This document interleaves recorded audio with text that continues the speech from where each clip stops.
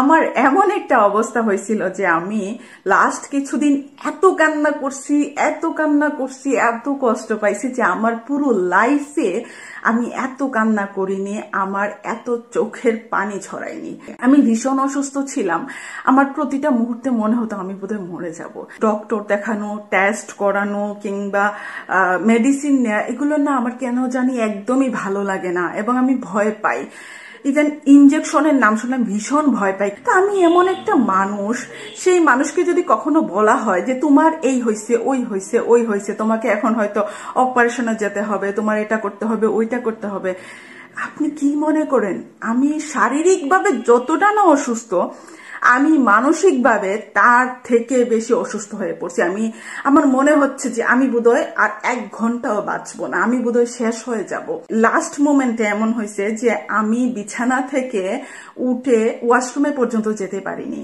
আমি যার কাছ থেকে ট্রিটমেন্ট নিচ্ছিলাম, আমাকে এত পাওয়ারফুল ঔষধ দেওয়া হয়েছে, এত পাওয়ারফুল ঔষধ, এত দামি দামি ঔষধ আমি খাচ্ছিলাম, কিন্তু কোনো কাজে দিচ্ছিল না। আমার উপর প্রচুর এক্সপেরিমেন্ট চালানো হচ্ছে। আজকে এটা, কালকে এটা, এটা খাও, তাহলে ওইটা খাও, তাহলে এটা করো, তাহলে ওইটা করো, কন্টিনিউ আমি করে যাচ্ছি। আমার এক একটা ঔষধের দাম, মানে এক একটা পাতা 550, 600, 700। যেমন একটা পাতার দাম ছিল 690 টাকা, যেটার মধ্যে 5টা না 7টা ট্যাবলেট জানি থাকে। চিন্তা করেন কত দামি ঔষধ, কত পাওয়ারফুল ঔষধ, কিন্তু আমার কোনো কাজ করতেছে না। বাট আমার কি এটা থেকে কোনো সাইড ইফেক্ট পড়েনি? পড়ছে তো। ডে বাই ডে আমি শুধু খারাপের দিকেই যাচ্ছি, ভালো তো হচ্ছেই না, উল্টা খারাপের দিকে যাচ্ছি। কিন্তু উনি আমাকে কন্টিনিউ এক একটা কথা বলতেছে, আমার মনে হচ্ছে যে আমি যেমন শুনি যে হ্যাঁ এটা খেলে ভালো হয়ে যাবে, এটা করলে ভালো হয়ে যাবে, আমি সব করতেছি, আমি সব মানতেছি, একদম যা বলতেছি উনি তাই করতেছি, কিন্তু কোনো কিছুই হচ্ছে না। যখন আর হচ্ছেই না, যখন আর চলতেই পারতেছিলাম না, তখন আমি আরেকজন ডক্টরের কাছে যাই। আমি মেনলি স্কয়ারে যাই, ওখানে আমি ডক্টর দেখাই। প্রথমে আমার রিপোর্ট দেখলো, ঔষধ দেখে উনি আমাকে অনেক বকা দিল, কে দিছে, প্রেসক্রিপশন দেখতে চাই এসেই, এবং উনি যে কথাগুলো বলছে সেটা আর না বলি।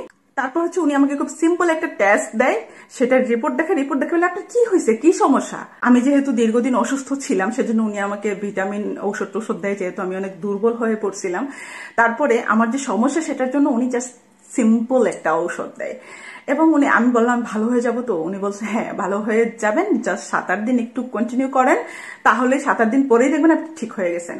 এবং আলহামদুলিল্লাহ 7-8 দিন পরেই আমি আলহামদুলিল্লাহ সম্পূর্ণ সুস্থ। বাট উনি বলছে 3 মাস এই ঔষধটা কন্টিনিউ করতে হবে, সেজন্য আমি কন্টিনিউ করতেছি। বাট আমি আলহামদুলিল্লাহ সম্পূর্ণ সুস্থ।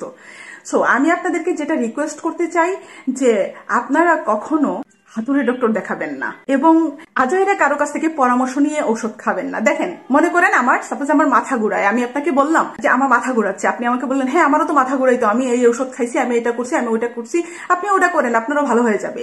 বাবা, মাথা ঘুরানো আপনার যেটা হয়েছে সেটা হয়তো আমার না, আমার অনেক রিজন থাকতে পারে।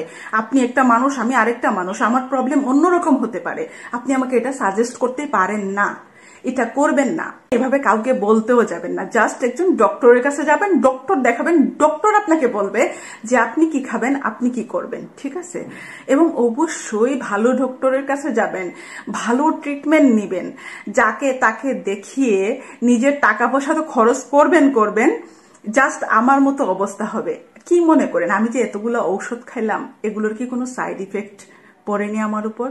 এগুলো না কখনো করবেন না। এবং আশেপাশের মানুষ না, শুধু কারো কাছেই নিজের প্রবলেম এত শেয়ার করতে যাবেন না। শেয়ার যাকে করার তাকে করবেন না, দেখবেন আপনাকে দুনিয়ার পরামর্শ সবাই দিয়ে পরামর্শ দিতে যেয়ে আপনাকে মানসিক রোগী বানায় ফেলবে। সুতরাং আপনার প্রবলেম শেয়ার করেন আপনার সৃষ্টিকর্তার কাছে। আপনি অসুস্থ হলে আপনি আপনার সমস্যা শেয়ার করেন আপনার ডক্টরের কাছে, এবং অবশ্যই একজন ভালো ডক্টরের কাছে। সো এটাই আমার মেসেজ সবার কাছে। কারণ আমি যে পরিস্থিতিতে ছিলাম, আমি বিশ্বাস করেন আমার প্রতি মুহূর্তে এখনো আমি ভয় পাই। আমার জাস্ট মনে হতো আমি বোধহয় আর কিছুক্ষণ, আমি কতবার কালেমা পড়ছি জানেন? আমার মনে হয়েছে আমি এই মুহূর্তেই চলে যাব। কতবার পড়ছি ধারণা নাই। আমি জাস্ট বিদায় নিচ্ছি বারবার। বলে না, রাখে আল্লাহ মারেকে।